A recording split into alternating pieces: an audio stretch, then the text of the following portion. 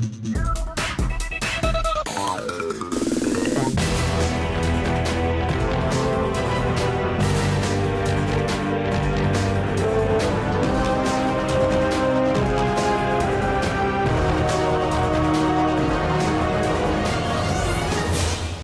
up YouTube, Dal here from Zephyr War Games, and today I am bringing you a breakdown of to buy or not to buy for Dimension Force.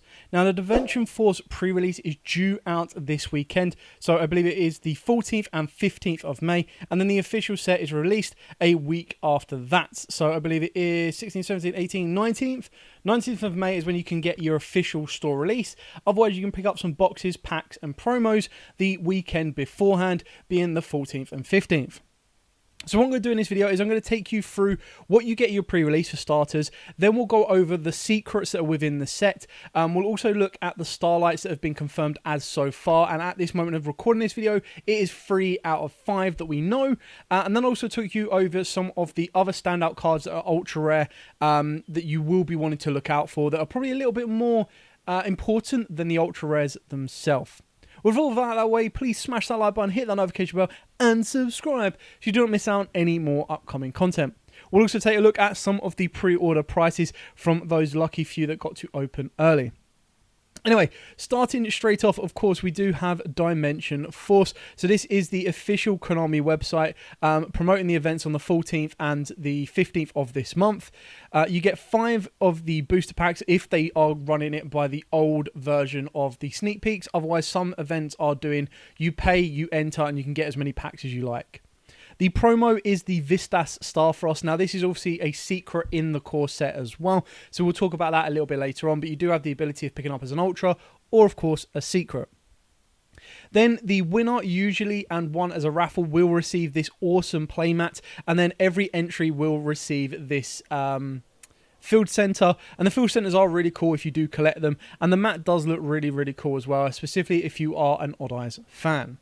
So you can check out the store locator as well down here. This is for the UK events, but if you do want to check it for the US events, it's img.yugioh-card.com / and then it would be UK, US events details, So, moving on, let's have a look at the secret. So we're going to start off with the first secret I've got here, and this is the Therion King Regulus. Now, I'm sorry for those guys that wanted to play pure Therions, because if you did, I believe they've got 2 secrets, and they also have, I believe, like 2 or 3 ultras.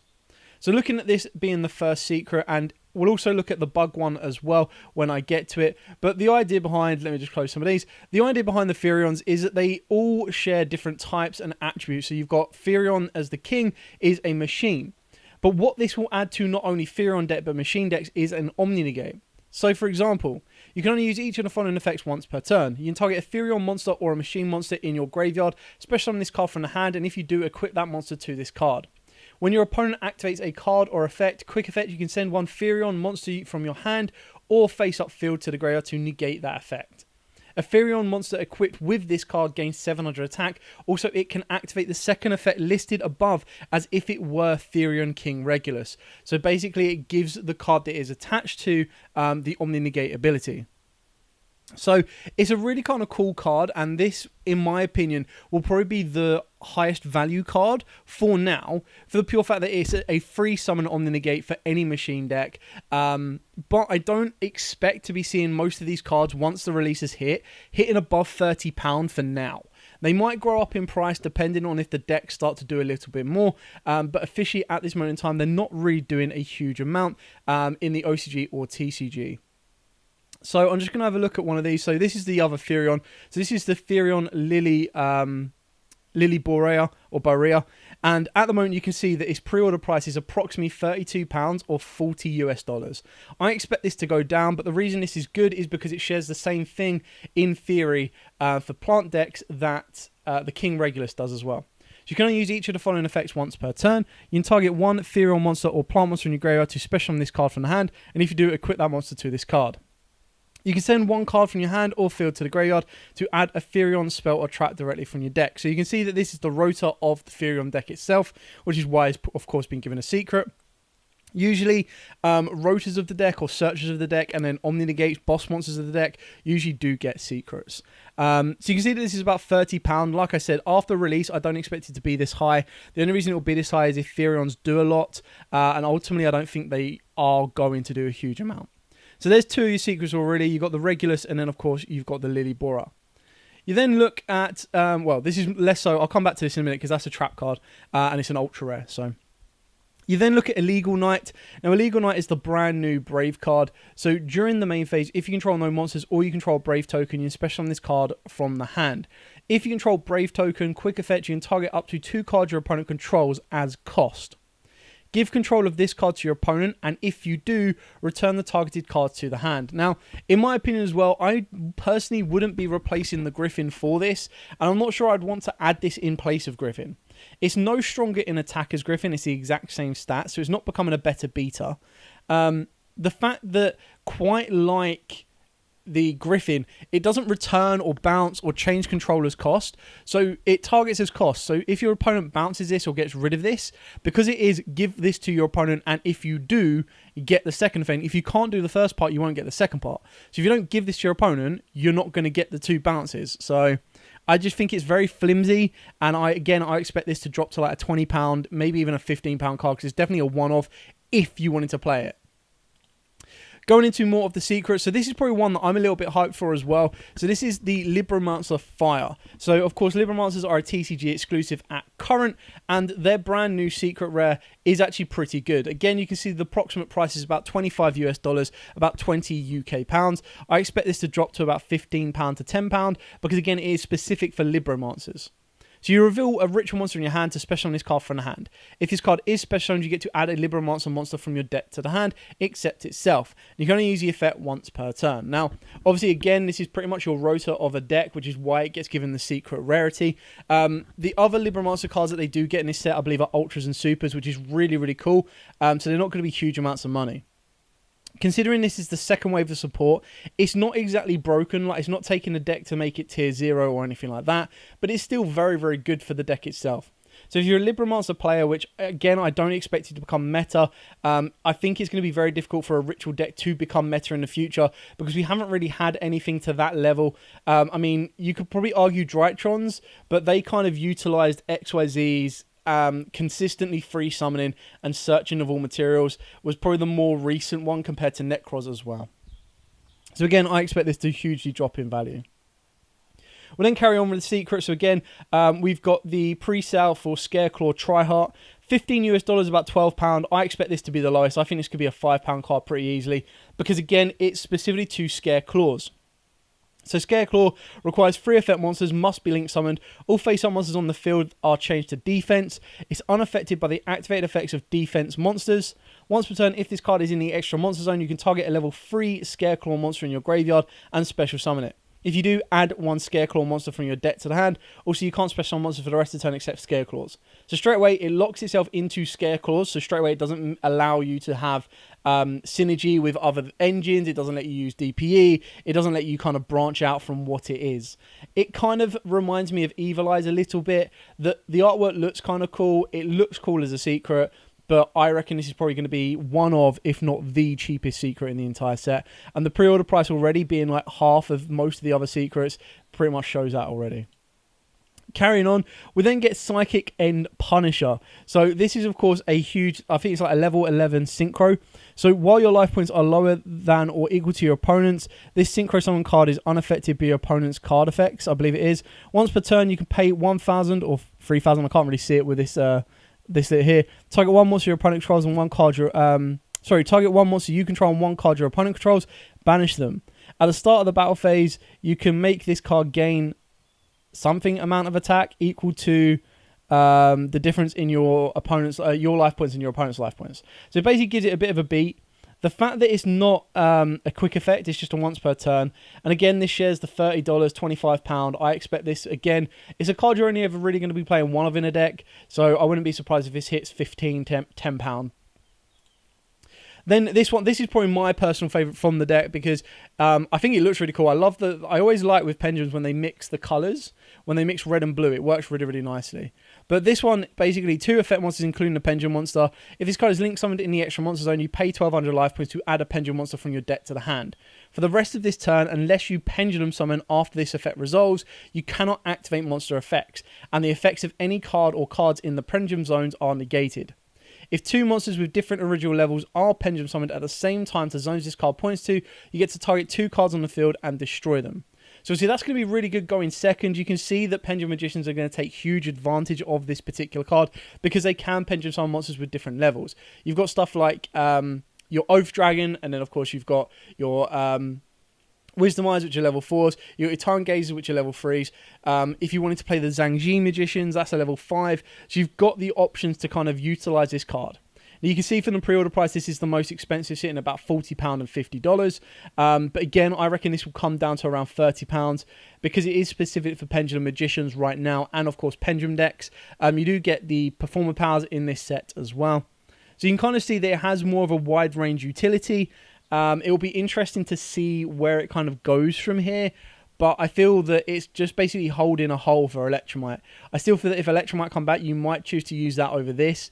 I'm not entirely sure, but we'll see what this does. It's definitely a card that I'll be picking up, but I feel that, again, it could drop easily to £30, £25, because once you've got 1 or maybe 2 of these, that's it. Maybe you'll play 3 in a very highly dedicated Pendulum deck, but usually you're going to summon this going first, get what you need, continue your plays, or you summon it going second, you're popping 2 additional cards, and you're pretty much going to push the game. So the need for multiples is very, very low.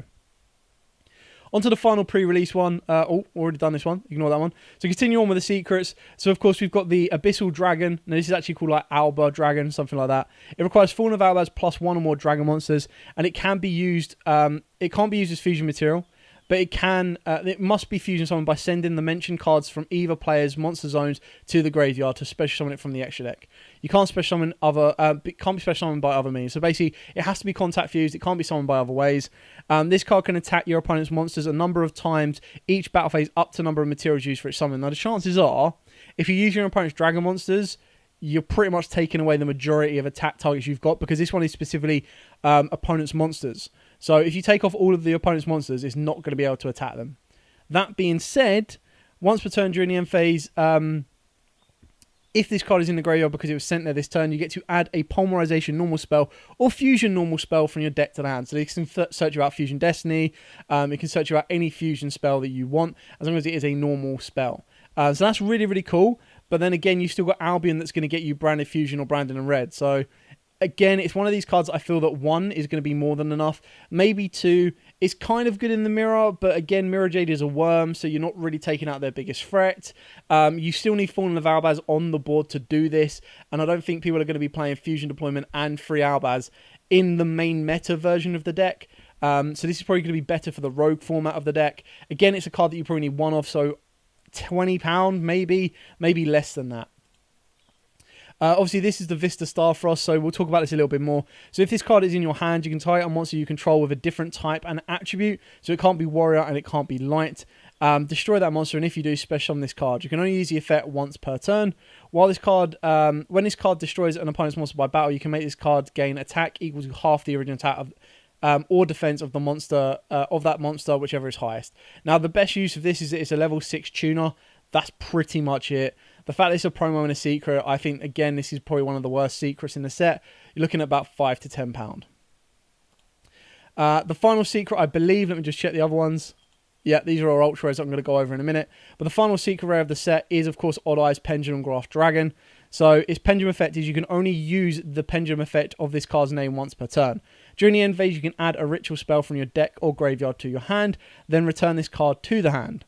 Its monster effect must be either pendulum summoned from the hand or ritual summoned. You can ritual summon this card with Odd Eyes Advent. Each time your opponent specials a monster or monsters from their extra deck, inflict 300 damage to them.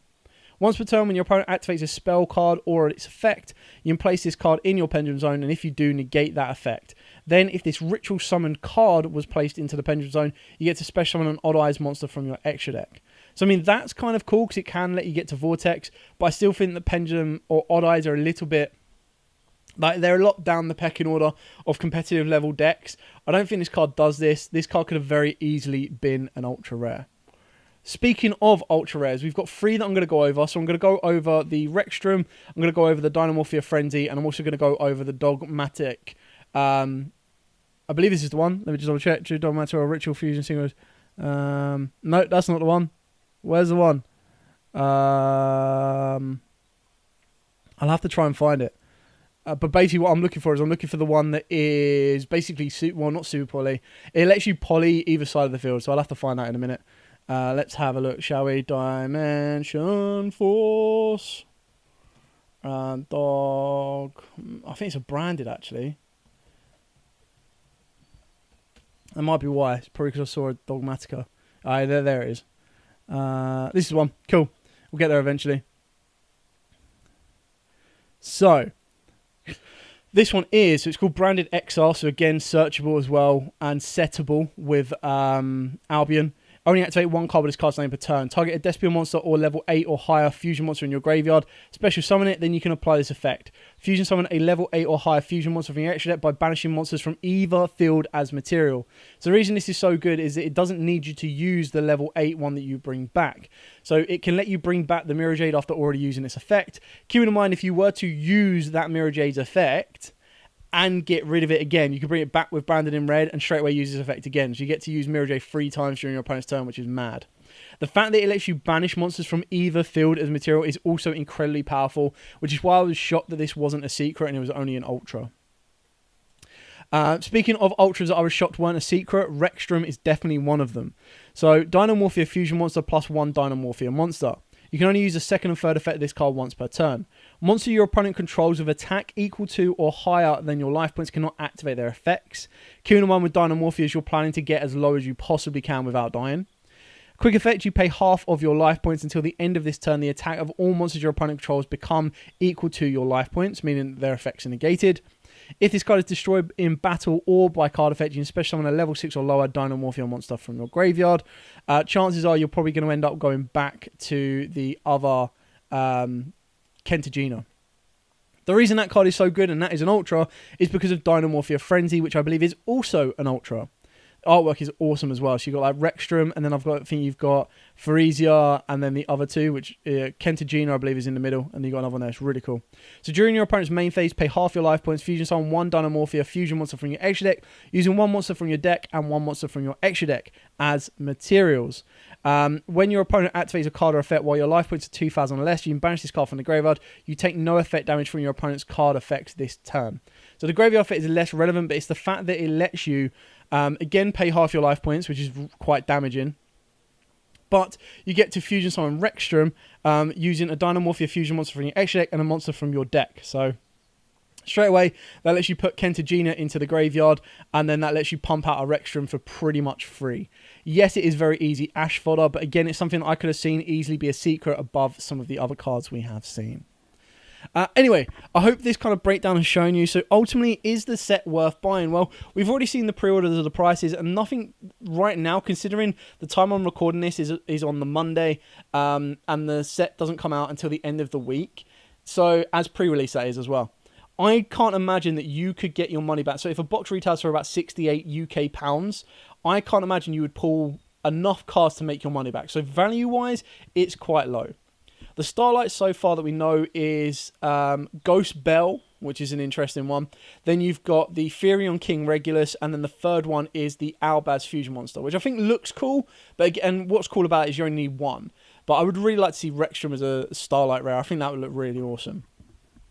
So ultimately, is it worth it? Well, it's definitely worth going to the sneak events. I always love those events because you do get that chance at the mat, and of course you get the promo or the field spell for the field center for free. So it's kind of additional bonus to that.